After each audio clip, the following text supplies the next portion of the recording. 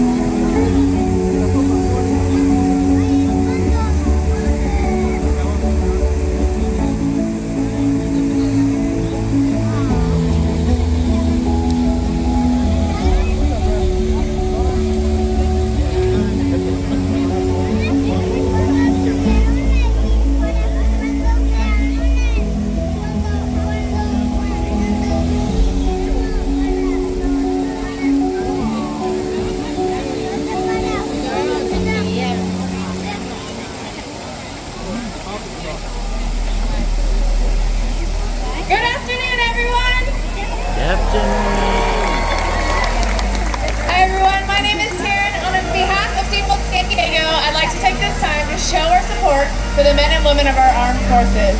So at this time, we'd like to ask any member of our U.S. military, past or present, or members of our allied forces from around the world to please rise and remain standing.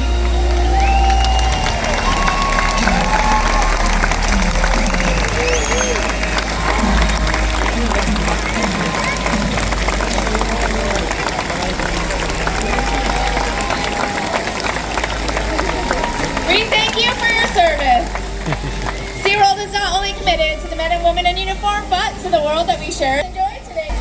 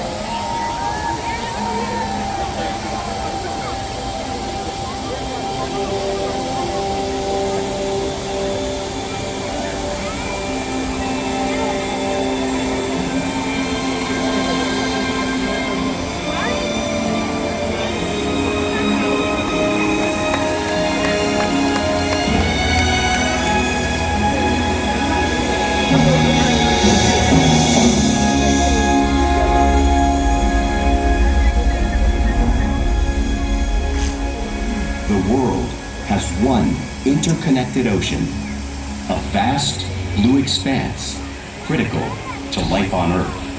And there's no better animal to represent the story of the ocean with all its splendor and uncertainty than the killer whale, or as it's scientifically known, the ORCA. The orca lives in every corner of the ocean, from the Arctic to the Atlantic, the Southern to the Indian, to the mighty Pacific and beyond. Ya, magbabasa na yun.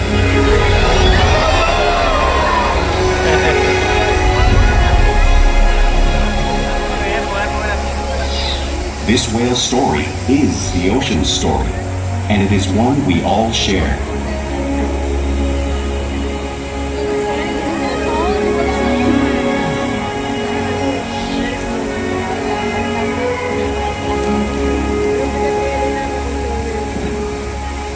Welcome to SeaWorld's Orca Encounter. My name is Hannah and I'm so honored to introduce you to these intriguing and majestic animals.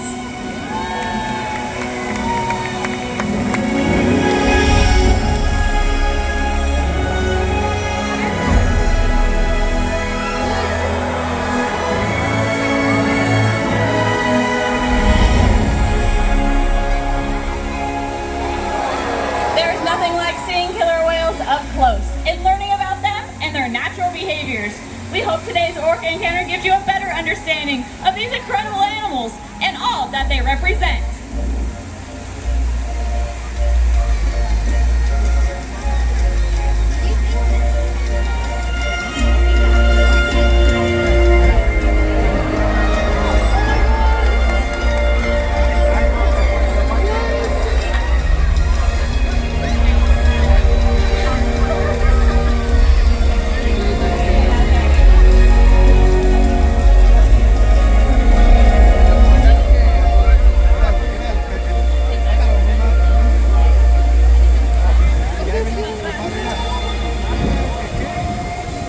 While they are found in every ocean, orcas living off the coast of Iceland are quite different than those near Costa Rica.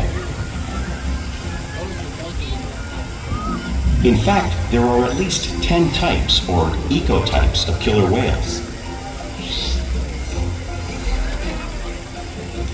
An ecotype describes the differences between killer whales' size, physical form, prey, social structure, and habitat. As you can see, the differences are subtle, but noticeable when compared side by side.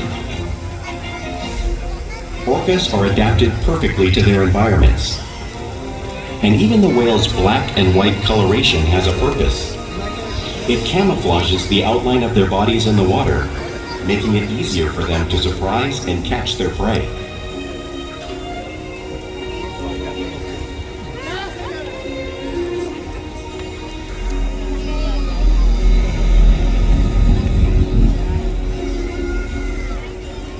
When viewed from above, the black of the whale blends in with the dark depths of the ocean.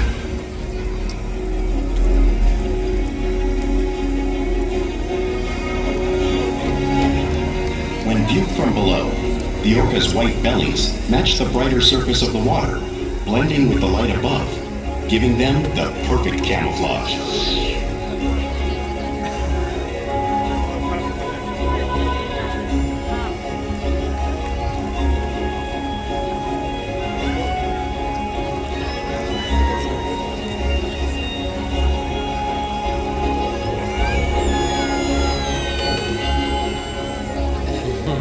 Killer whales truly are a natural wonder, and today Shuko will help me demonstrate to you some of their physical characteristics.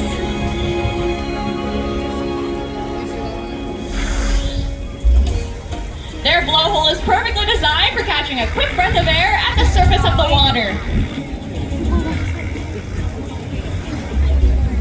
Even the location of her eyes works to their advantage. It looks like it's located in that white oval eye patch, but that is a visual distraction. Their eyes are actually located in the black area, just in front, camouflage from thrashing prey.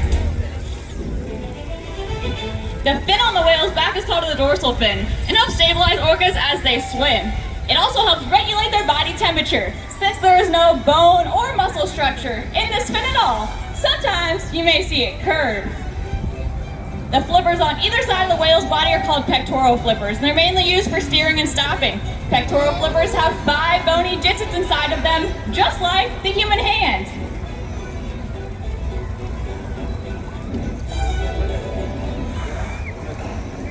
The lobes on either side of their tail are called tail flukes. The tail flukes are the killer whale's engine, propelling them to speeds of almost 30 miles per hour. That's as fast as some of our speedboats. But they swim the fastest and use the most power when propelling their nearly 10,000-pound bodies all the way up and out of the water.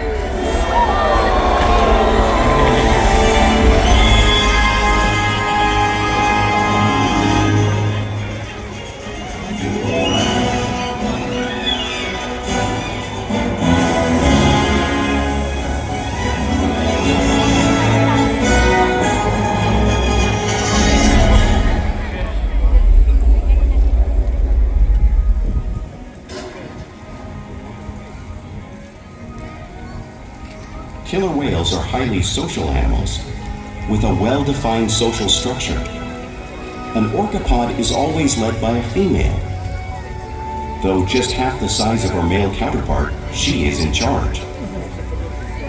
It's all about attitude, not size.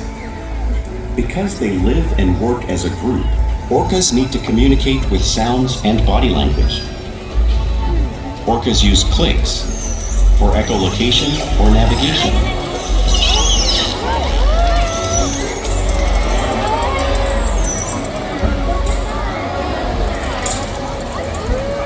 Whistles to socialize in the pod.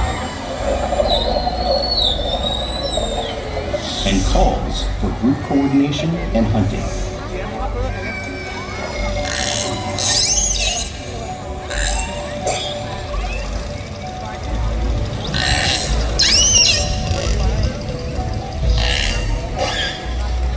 Vocal development studies here at SeaWorld show that early on, calves learn vocalization from their mothers.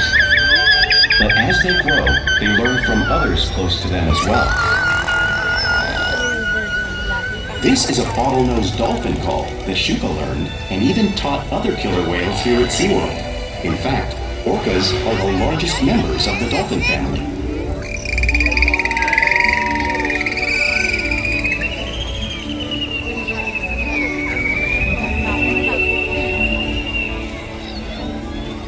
Whales here and in the wild use vocalization to communicate all the time. Like all animals, killer whales use body language as a form of their communication. They can use pectoral slaps on the surface of the water to show dominance or to get noticed. For example, a mother might use a pec slap to get her calf's attention.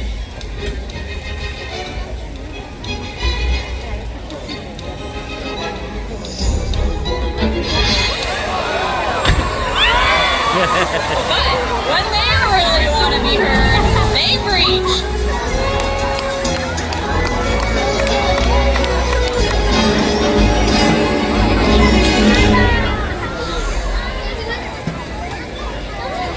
Killer whales use spy hopping to get a better view of their environment and coordinate with each other while they hunt.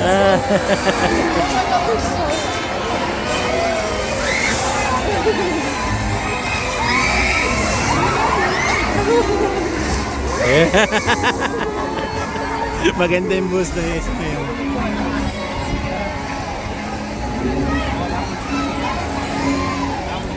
Fluke slaps are another form of communication that killer whales can use in the wild and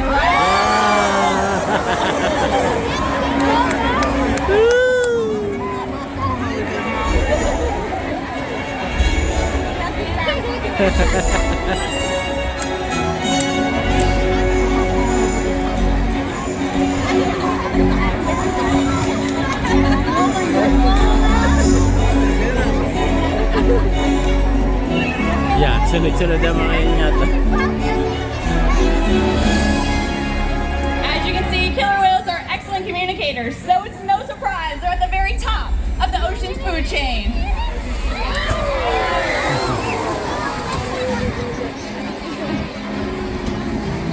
Killer whales work together to rear their young, protect their pod, and most importantly, pursue and catch their prey. Every day they cooperate to survive in the wild oceans of the world. The orca's hunting techniques are as varied as the whales themselves. Norwegian killer whales will circle herring, herding them together. The whales use sounds to coordinate with each other and to disorient the herring. With the fish confused and contained, the whales stun them with their powerful tail flukes, making for an easy meal.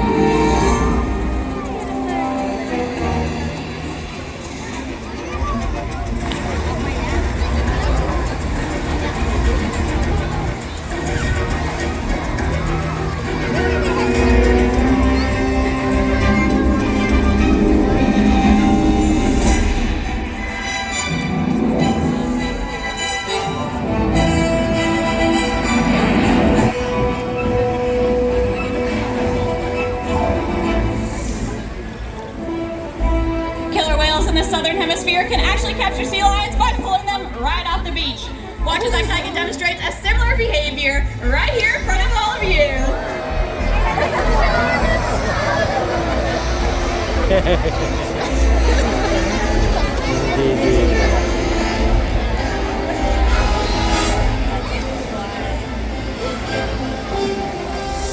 Antarctic orcas will actually create waves that wash over floating ice, knocking unsuspecting seals right into the water.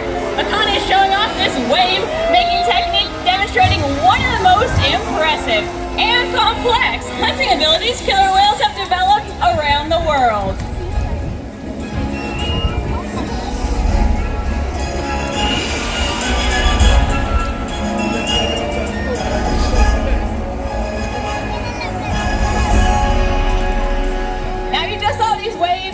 In front of you, but you can't truly imagine the amount of water displays until you experience it firsthand. Luckily, I have two very special volunteers. Come on down, boys. You're going to be our sea seals today, take a seat right here on your iceberg. Perfect. You sit right there next to him. Hold on tight to that white handle so you don't get washed away. And here come our whales. Who's ready to see them get wet? Oh, I think we can do better than that. Who's ready to see them get absolutely soaked? Alright, here we go. Let's get a countdown going in 3, 2, and 1. Very nice, boys. Let's give a big round of applause for very brave and very wet seals today. They're not even wearing a poncho. They're going to regret that later. Now, because killer whales live in all parts of the ocean, it's no surprise they eat all types of prey, including other whales. The blue whale on the screen behind me is the largest animal on Earth. It is 5 times longer and 50 times heavier than a killer whale. So, how's a killer whale this size prey on a blue whale that size out in the ocean? Well, it's all possible because killer whales are the ultimate team players.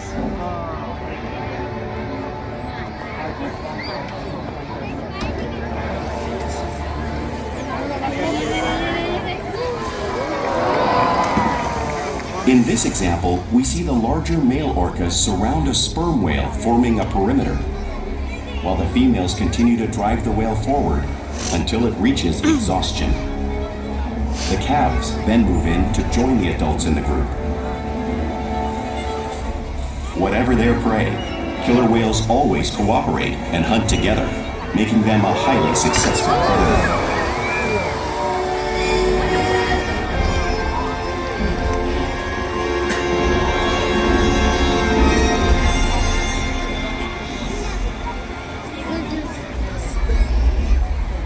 Play is an important part of everyday life for killer whales. It's how they teach their young to hunt and practice their skills as they grow.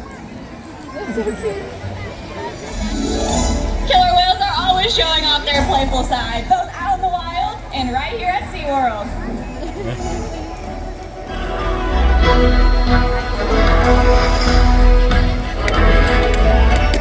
Porpoising is when killer whales swim fast at the surface, breaking out of the water just briefly.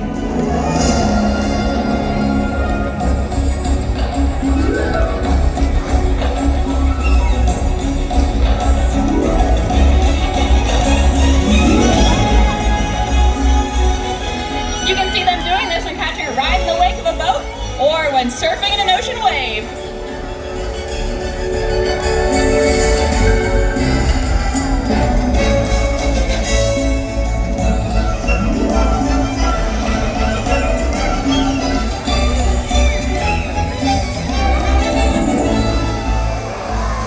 Killer whales love to be touched. Will often rub their bellies on rocks when they can. We see our whales demonstrate this same behavior, just like killer whales in British Columbia would.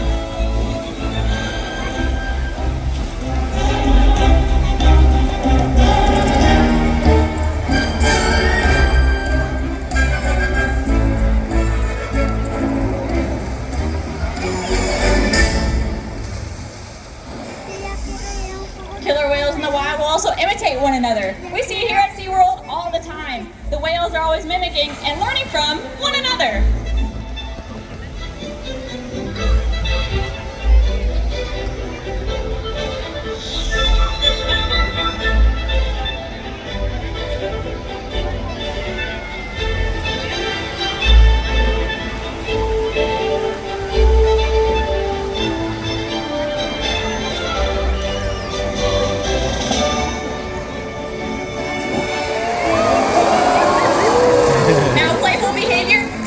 Purpose. For example, killer whales in the wild might use a tail whip in hunting to stun fish. But today, I think they're gonna come stun all of you.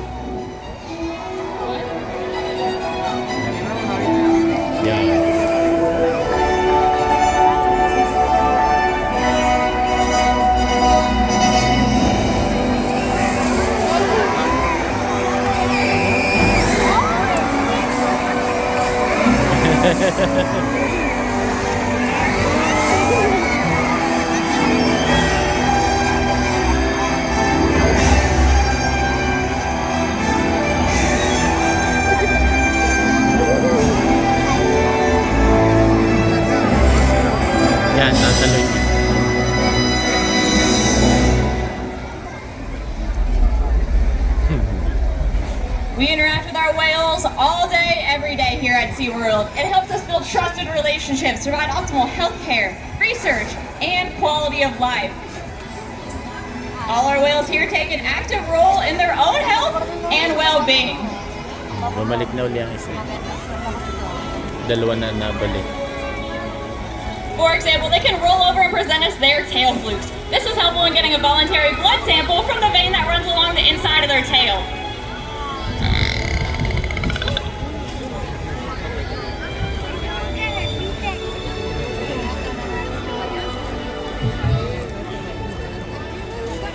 They can even slide out onto a scale, as you see ORCA doing in this video. We monitor all our whales' weights to make sure our young ones are growing out properly and our older ones are maintaining a healthy weight. We can even get a breath sample from their blowhole, all because of the trusted relationships we build here at SeaWorld day after day. Now, I want to introduce you to a very special whale, and you guys all came on his very special day. Today is Ikaika's 21st birthday. Here he is. Ikaika just turned 21 today, and he's a whopping 10,000 pounds. Each of the whales has their own personality, and Ike is so sweet, so smart, and he likes to add a little bit of flair to everything that he does. If you guys saw him slide out earlier, he likes to add a little bit of tongue wiggle to everything that he does. We have made him a birthday cake. This is made out of snow, Jell-O, and his favorite thing in the whole world, ice. So he's gonna get his 21.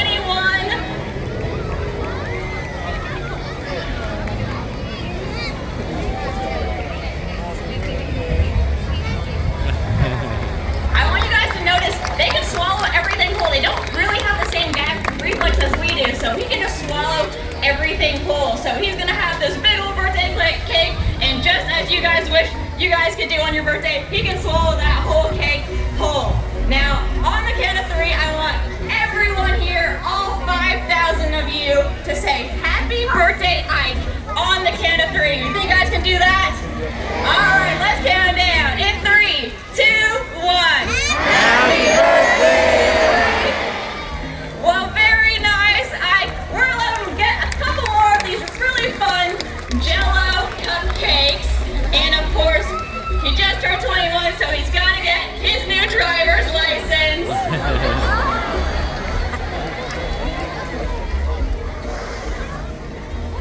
There you go, Ikaika. Very nice. So these are what we call environmental enrichment devices, which is a fancy word for toys. A big part of our day is doing killer whale arts and crafts for the whales. These guys are so smart. We always want them to be challenged every single day and have something new, fun, and different to play with. So he really likes getting attention from all of his trainers, especially Caitlin. Ikaika is one of the sweetest whales. His favorite thing in the whole world is for you to just spend time with him. We can spend hours just pretty much cuddling him, rubbing on him. These guys, as we talked about earlier, are really, really tactile animals. They love to rub on everything. So getting a back rub and getting snowballs and ice is just one of his favorite things to do. So he's truly having the best day ever. We do this with our whales all day, every day. So we're really excited to be able to share Ikaika's 21st birthday with you guys and let you guys in a little bit behind the scenes of what we're doing with the whales every single day. Let's give one more big round of applause for Ike.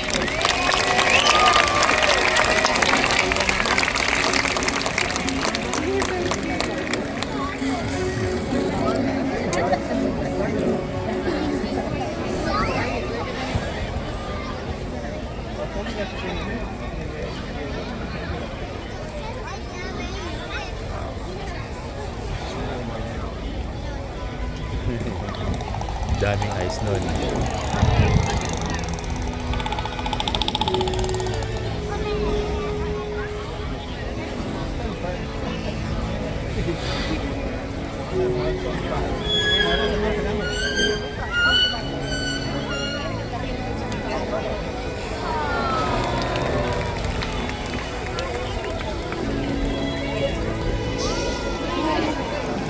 Dami na.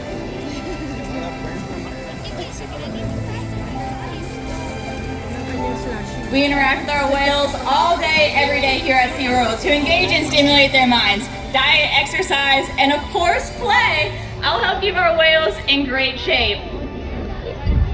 Dami na, no? The whales here at SeaWorld have helped killer whales in the wild by participating in many research studies. One ongoing study monitors the whale's heart rate and breathing to understand how marine noise pollution from ship engines and other sources affect wild populations. In another study, scientists from NOAA, the National Oceanic and Atmospheric Administration, took measurements of the killer whales living here, including pregnant whales. By comparing these measurements with drone footage of killer whales in the wild, scientists are able to monitor the wild population's nutritional and reproductive states. Other research has been done here at SeaWorld on the mother whale's milk composition. This research will help create an effective model to understand how toxins in the ocean impact wild killer whales and their milk supply. What we learn from the whales in our care every day is actively helping whales in the wild survive. And just by being here today, you've supported our rescue, research, and conservation efforts all around the world. If we work together, like the killer whale, we can protect the future of the Orcinus orca and this beautiful planet that we all share.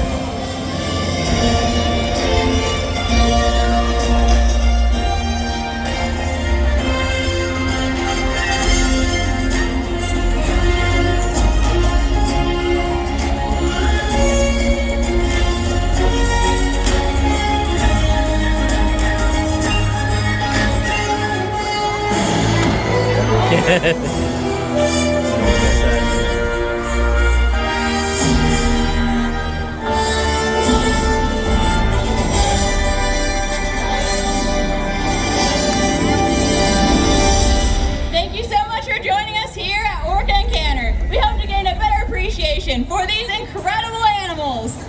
Have a